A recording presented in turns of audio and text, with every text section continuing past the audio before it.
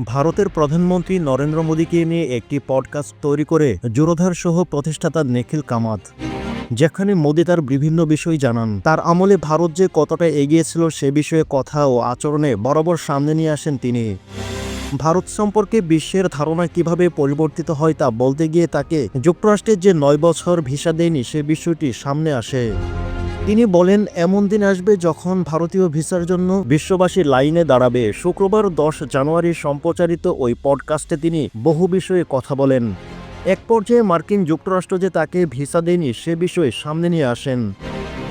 ২০০২ সালে গুজরাটে দাঙ্গা বন্ধের কার্যকর পদক্ষেপ না নেওয়ায় যুক্তরাষ্ট্র ২০০৫ সালে মোদির ভিসা বাতিল করে দেয়।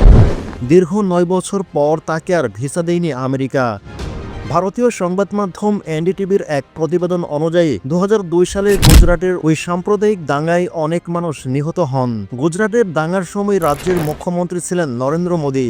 তার বিরুদ্ধে অভিযোগ ছিল এ দাঙ্গা ঠেকাতে তিনি কোনো কৌশল বা ব্যবস্থা গ্রহণ করেননি। সে অভিযোগে ২০০৫ সালে মোদির ভিসা বাতিল করে মার্কিন যুক্তরাষ্ট্র।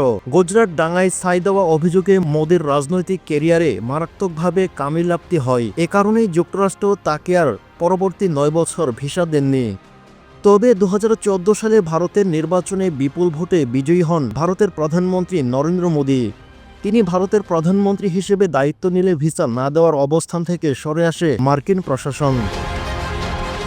ভারতের সরকার প্রধান হিসেবে তাকে যুক্তরাষ্ট্রের A1 ভিসা দেওয়া হয়। শুক্রবার মোদী বলেন, আমি যখন একটি রাজ্যের প্রধান ছিলাম, মার্কিন যুক্তরাষ্ট্র আমাকে ভিসা দিতে অস্বীকৃতি জানান।